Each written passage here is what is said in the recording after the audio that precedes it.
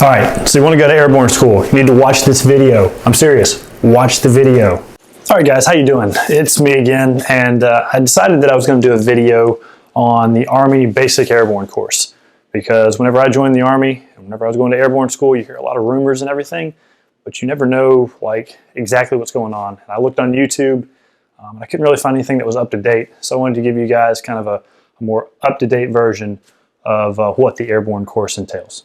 All right, so first things first, the Army Airborne School is held at Fort Benning, Georgia. That's on the border of Alabama and Georgia. Fort Benning is home to the Ranger Regiment. It's also home to all of infantry basic training, the Armor School, some other people like that. I went there for infantry OSIT, and so I just went across post when I went to airborne school. Anyway, airborne school is 3 weeks long.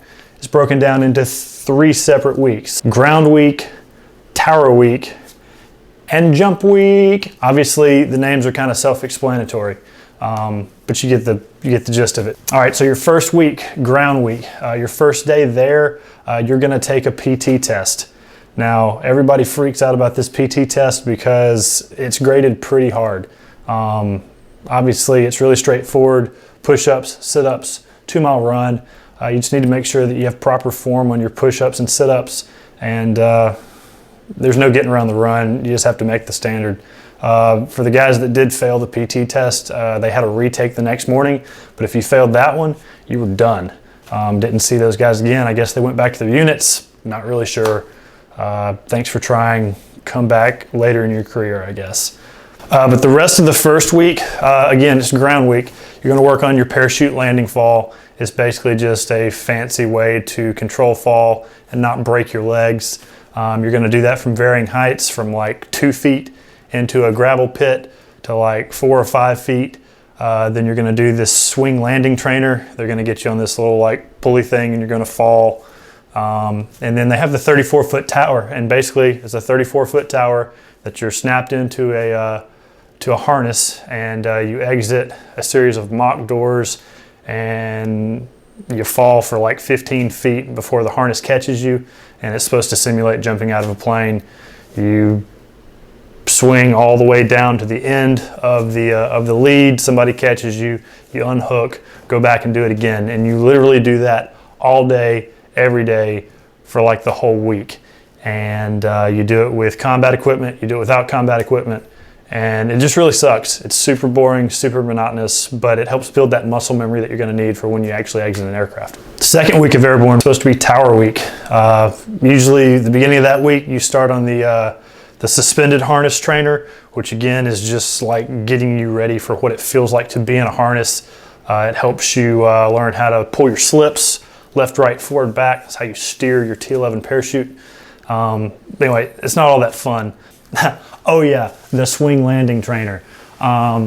It's basically like suspended torture. You're gonna swing back and forth in a suspended harness, and then your instructor is gonna tell you what kind of PLF you're doing, and then he's gonna drop you, and you literally drop from like 8 feet up in the air. It's a pretty good simulation of what it feels like to actually do a parachute landing fall on an actual airborne drop. Some of the landings I actually had in that trainer were harder landings than I actually had when I made my jumps. But again, it's all week. It's just repetition after repetition after repetition. You have to get a go in like your different parachute landing falls. Otherwise, you go back through remedial training. But it's super easy. I believe in my class, everybody but like 2 people passed. So out of like 300 dudes, you have like 3 or 4 people that just can't get it. It's a pretty good pass percentage. Then on to jump week. So you're gonna make your jumps Monday, Tuesday, and Wednesday. You're gonna do 5 jumps. We did 2 with combat equipment and 1 at night. So it's gonna be 3 Hollywood jumps, which is no combat equipment, and then 2 with. And you're gonna squeeze those in, depending on the conditions, Monday, Tuesday, and Wednesday. That means either Tuesday or Wednesday, you're gonna be making 2 jumps. So just be prepared for long days in the harness shed. You're gonna get out there like 4 or 5 in the morning. You're gonna eat MREs out there, and you're literally gonna harness up, and you're gonna sit there all day long in the harness shed. It's the most boring and monotonous part of airborne school, but again, it's the Army, hurry up and wait. The jumps are actually really cool. You're going to be either jumping out of a C-130 or a C-17. They try to get you a jump out of each aircraft. It just kind of depends on what chalk you are as to like what you get. I actually prefer jumping out of the C-130 for some reason, but everybody has their own preference. So Monday, Tuesday, and Wednesday, you're going to be making your jumps. Thursday, they classify as an admin day. It's basically like graduation practice, getting the barracks prepped, getting all your stuff packed. And then Friday morning, you graduate and you get the heck out of there. You either go back to your unit, or if you're going on to a following duty station, like the 18 X-rays that are the SF guys, they'll stay in a hold and they'll move out later. But anyway, Friday morning's graduation, and then you push out of there. Another basic tenet of airborne school is that you're going to run everywhere you go. It's kind of a typical Army school thing, but they're going to make you run everywhere you go. Throughout airborne school, you're going to do 3 or 4 or 5 mile runs.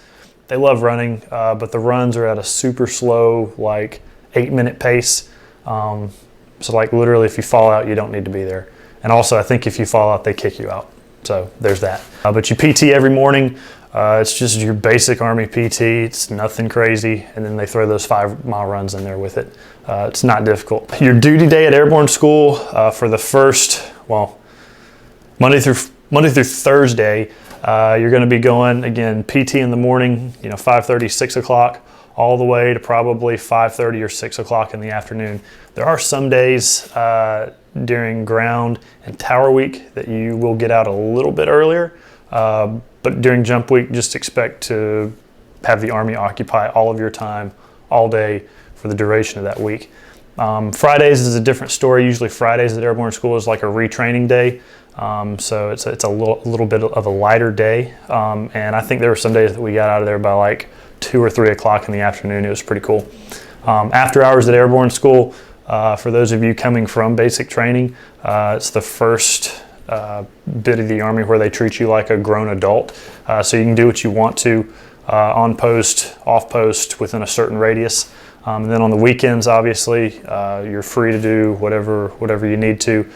We had 2 formations a day, like Saturday and Sunday. We had one Saturday morning and then one at 10 o'clock that evening, just to make sure that everybody was still in the vicinity of Fort Benning. But other than that, you could come and go as you pleased.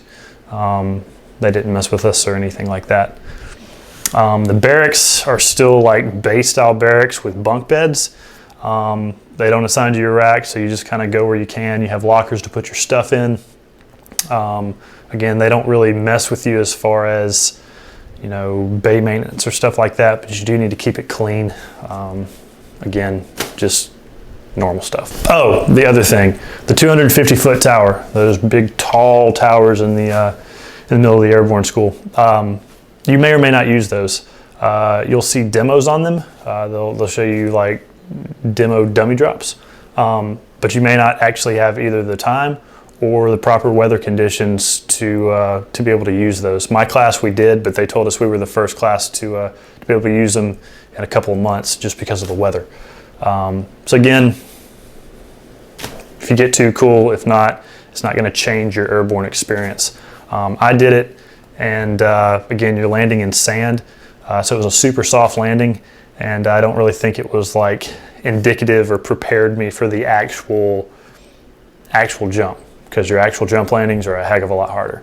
So it's just my 2 cents. All right, guys, well, that's basically my gist, my take on airborne school. Again, it's a more up-to-date version I went through in April of 2018. So this is, as updated of information as I have. But again, it hasn't changed much. My dad was in the Army. He went through jump school back in the early 80s, and he did the same exact thing. So it's a kind of a tried and true process or method, and they don't change it a whole lot. So that's kind of neat. Appreciate you watching the video. Be sure to like the video, subscribe to my feed, because I'm going to try to come out with some more military related Q&A videos like this. And obviously leave your comments, positive I hope, but just let me know anything else that you may want to see a video on, or have any questions about the Army or any of the Army schools or anything like that. Be happy to try to answer them either in the comments or in an additional video. Oh yeah, and keep your feet and knees together. Like literally, you can jump out of a plane and do everything wrong, but keep your feet and knees together. And you probably won't break anything. It's crazy. Have a good one.